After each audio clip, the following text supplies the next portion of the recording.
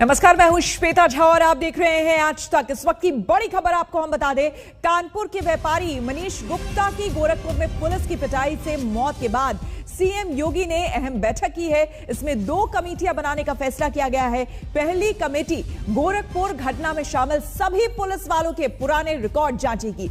अगर वो दोषी पाए गए तो उन्हें बर्खास्त कर दिया जाएगा। जबकि दूसरी कमेटी बनाई गई है यूपी के सभी दागी पुलिस वालों की, जो कि जांच अब उन पर होगी। उधर सपा के यानी कि समाजवादी पार्टी के मुखिया अखिलेश यादव ने कारोबारी की पत्नी से कानपुर जाकर मुलाकात की है। आपको बता दें कि पोस्टमार्टम रिपोर्ट में यह पाया गया है कि कारोबारी के सिर पर, चेहरे पर और शरीर के अन्य हिस्सों में गंभीर चोट के निशान हैं। मनीष गुप्ता के शरीर पर गंभीर चोट के 4 निशान पाए गए हैं और सिर के बीचों बीच जो चोट के निशान पाए गए हैं वही जानलेवा साबित हुआ है। सीएम योगी आज पीड़ित के परिवार से मुलाकात करेंगे। तो आपको बता दें, पिटाई केस में शामिल पुलिस वालों की अब जांच होने वाली है। योगी आदित्यनाथ ने साफ तौर पर कह दिया है। आपको बता दें, कारोबारी की पत्नी ने, मीनाक्षी ने भी ये साफ तौर पर कहा है कि ये साधारण हत्या नहीं है और इसे खुद मुख्यमंत्री भी गंभीरता से लेंगे। ये खुद मृतक की पत्नी जो है वो बता रही है बार बार। इस बीच आपको हम तस्वीरें दिखा रहे हैं कानपुर की, मनीष गुप्ता के घर की, जहां पर थोड़ी देर पहले समाजवादी पार्टी के मुखिया अखिलेश यादव पहुंचे। गोरखपुर में आपको बता दें, पुलिस पिटाई कांड और मौत पर सरकार एक्शन में है। सारे आरोपी पुलिस वाले सस्पेंड हुए और दागियों की जांच के लिए कमेटी मोर्चे पर है। एडीजी प्रशांत कुमार ने वारदात को लेकर अपडेट आज तक पर दी है। हमारे साथ प्रशांत कुमार हैं, ADG law and order. Sir, ये ऐसी घटना सामने आई है जिसमें एक यंग जो कारोबारी है उसकी मौत हो गई है और कहा यह गया है, जैसा पोस्टमार्टम रिपोर्ट में भी आया है, कि उसको एंटीमार्टम इंजरी भी है और उसकी पुलिस वालों ने पिटाई भी की है।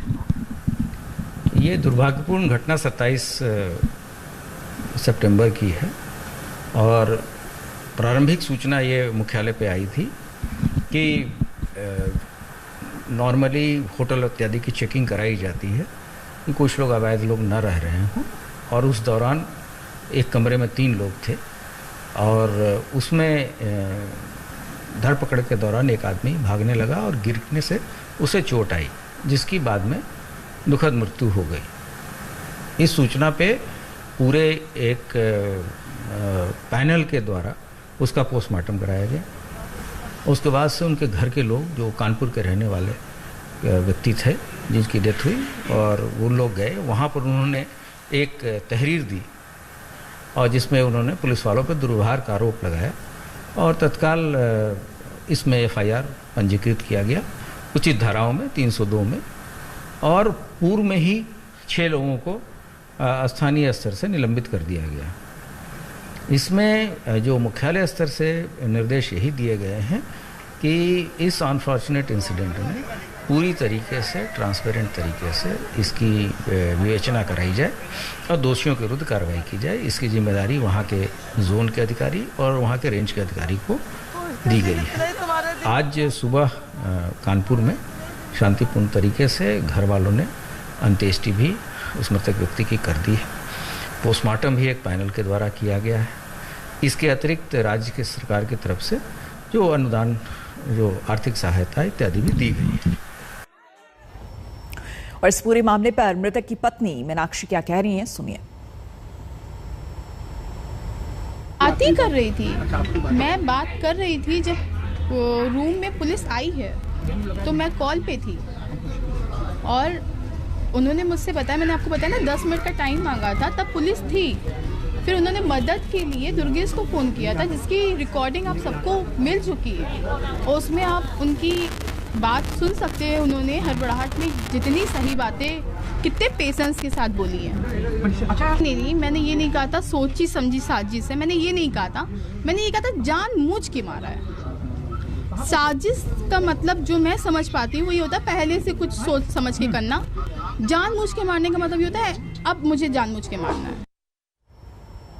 आपको बता दें कि थोड़ी देर पहले अखिलेश यादव यहां पहुंचे और कानपुर पहुंचने के बाद मृतक की पत्नी से मुलाकात की, परिवार वालों से मुलाकात की। आप देख सकते हैं, आपको हम तस्वीरें दिखा रहे हैं, घर के अंदर की तस्वीरें।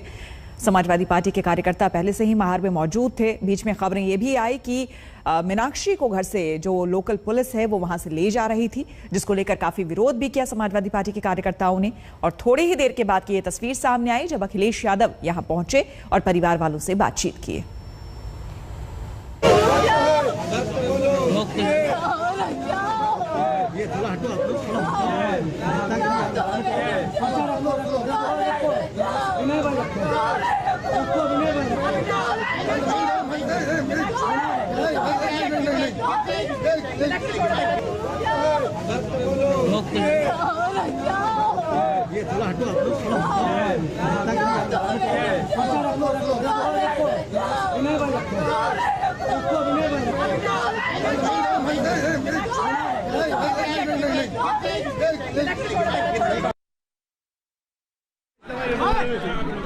जब उसके परिवार के लोगों को सूचना मिले तो परिवार को सूचना मिले जान जाने की, मृत्यु की, ये बहुत ही गंभीर घटना हुई है और वो भी पुलिस ने किया।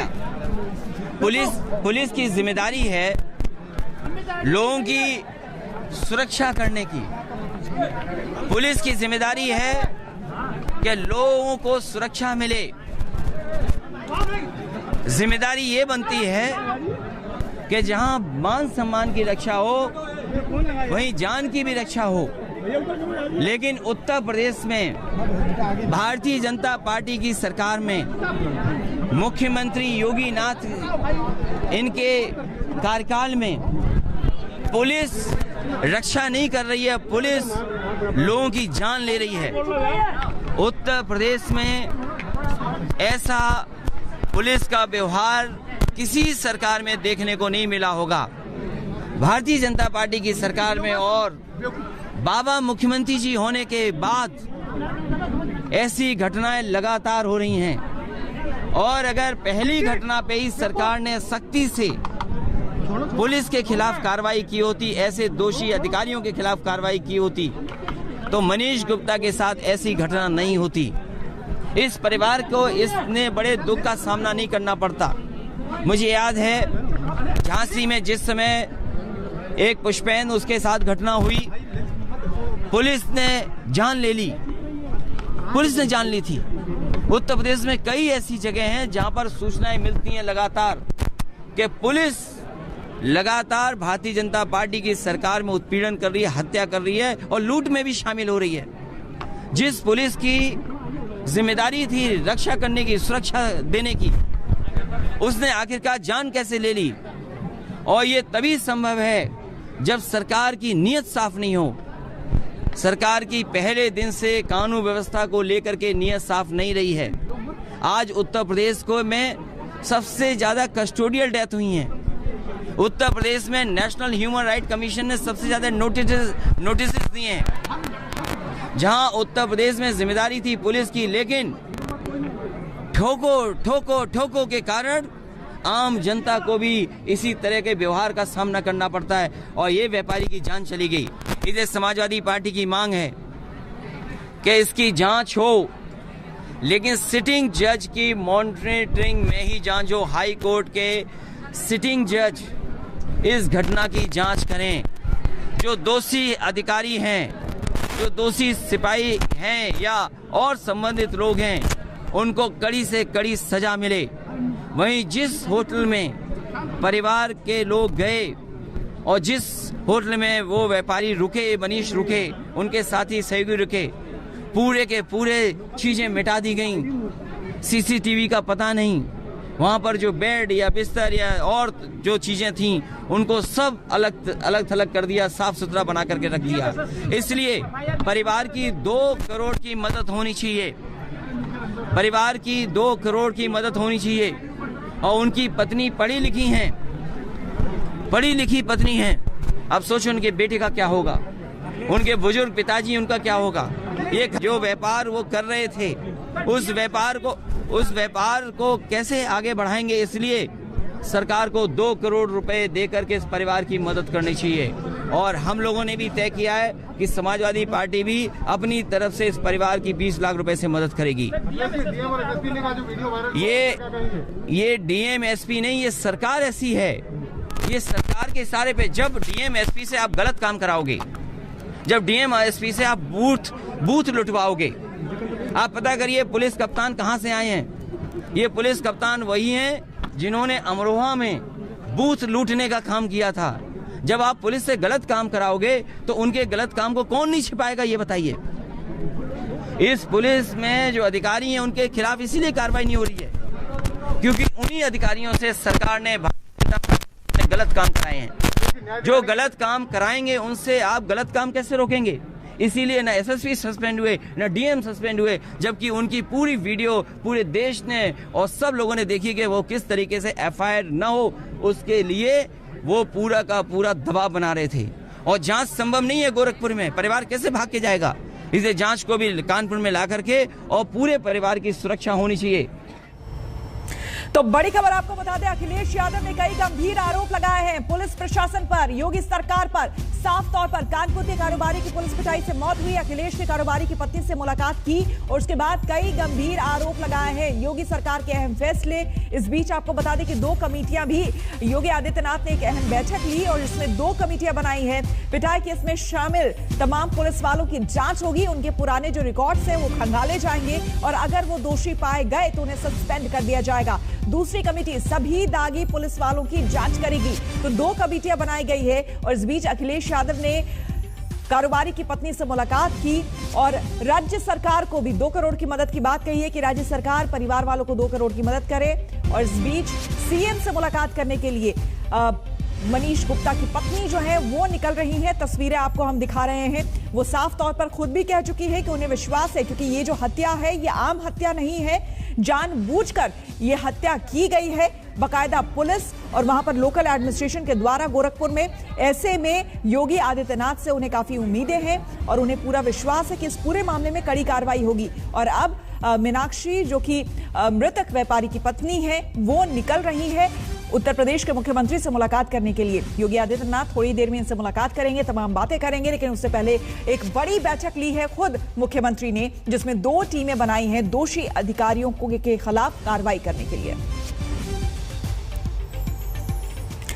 रुक करेंगे हम अगली खबर का। आपको बता दें कि कैप्टन से मुलाकात के बाद अजीत डोभाल थोड़ी देर पहले अमित शाह से मिलने पहुंचे हैं। जी हां, यहां दिल्ली में एक अलग ही सियासत चल रही है। इससे पहले कैप्टन अमरिंदर अजीत डोभाल से मिलने पहुंचे थे। आपको बता दें कल ही अमित शाह से, गृह मंत्री अमित शाह से मुलाकात की थी अमरिंदर सिंह ने, जिसमें बात यह सामने आई कि दरअसल वो कृषि कानून को लेकर मुलाकात कर रहे हैं, लेकिन यहां पर मसला कुछ और नजर आ रहा है और सियासत जो है वो अपने चरम पर है। और आपको हम बता दें इस बीच जो है उन्होंने अजीत डोभाल से मुलाकात की और अब जो खबर सामने आ रही है वो ये कि कैप्टन से मुलाकात के बाद अजीत डोभाल थोड़ी देर पहले ही अमित शाह से मिलने के लिए पहुंचे हैं।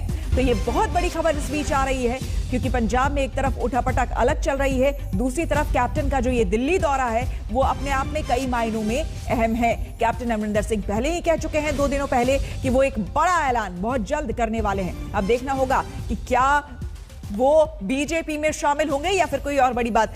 हिमांशु मिश्रा हमारे संवाददाता हमारे साथ जुड़ गए हैं ज्यादा जानकारी के साथ। हिमांशु, इन तमाम मुलाकातों के पीछे की वजह और क्या है इस वक्त लेटेस्ट अपडेट वो बताएं। देखिए, बिल्कुल मुलाकातों का दौर चल रहा है और राजनीति में जितनी मुलाकातें होती है उसके बाद तस्वीर बिल्कुल साफ होती चली जाती है। अब इतना जरूर है क्योंकि अमरिंदर सिंह ने क्या दी अपने राजनीतिक भविष्य को लेकर, अब ये जरूर कहा जा सकता है कि कांग्रेस पे उन्होंने दबाव बनाया है। अब देखना ये है कि वो कांग्रेस छोड़कर खुद जाते हैं या कांग्रेस उनको बाहर करती है। कल जिस तरीके से अमित शाह से उनकी मुलाकात हुई, लेकिन बड़ी चीज ये कि एनएसए अजीत डोभाल दिल्ली आए हैं आज और उसके बाद सीधा गृह मंत्री अमित शाह से मुलाकात कर रहे हैं। ये भी कयास लगाए जा रहे हैं कि अमरिंदर सिंह ने जो है वो अजीत डोभाल से मुलाकात की, लेकिन अभी तक इसकी कोई पुष्टि हुई नहीं है। लेकिन इतना जरूर है कि कहीं ना कहीं अमरिंदर सिंह अपने राजनीतिक भविष्य को तलाश रहे हैं और उसको लेकर वो जो है बीजेपी के साथ अपनी पींग बढ़ाते हुए नजर आ रहे हैं। तो ये कहा जा सकता है कि अमरिंदर सिंह का राजनीतिक भविष्य क्या होगा वो अगले 1 से 2 दिन में साफ हो जाएगा। और कांग्रेस में जिस तरीके की खलबली मची है पंजाब क्राइसिस के बाद वो कांग्रेस के लिए एक बहुत बड़ा, ये कह सकते हैं कि सेटबैक है। बिल्कुल, बहुत बहुत शुक्रिया आपका तमाम जानकारी के लिए हिमांशु। तो ये दो तस्वीरें आपको हम दिखा रहे हैं। एक तरफ कल मुलाकात हुई है गृह मंत्री अमित शाह से अमरिंदर सिंह की, और दूसरी तरफ आज अजीत डोभाल से मुलाकात के बाद अब अजीत डोभाल जो है वो अमित शाह से मुलाकात करने के लिए निकले हैं। खबर मुंबई के गोरेगांव से, जहां पर आरे कॉलोनी में लगातार तेंदुए का हमला बढ़ता जा रहा है। जी हां, आए दिन आरे कॉलोनी के किसी ना किसी पर तेंदुआ हमला कर रहा है। ये तस्वीरें आप देखिए, एक महिला बैठी हुई है, बुजुर्ग महिला, तभी पीछे से तेंदुआ आता है और वो अचानक से इस महिला पर अटैक कर देता है। ये वीडियो बाकायदा सीसीटीवी में कैद हो गई है। ये देखिए, ये महिला के पीछे से ये तेंदुआ आता है और अचानक उन पर हमला कर देता है। ये शुक्र की बात है कि उनके हाथ में एक स्टिक, एक छड़ी थी, जिसकी वजह से उसे वो मारना शुरू करती है, जिसकी वजह से तेंदुआ भाग जाता है और बड़ी मुश्किल से ये जान इनकी बच जाती है। तभी परिवार वाले पीछे से आते हैं, लेकिन जख्म के निशान उनके चेहरे पर साफ देखे जा सकते हैं। हम रुकेंगे यहां पर एक छोटे से ब्रेक के लिए। बने रहे हमारे साथ, देखते रहिए आज तक।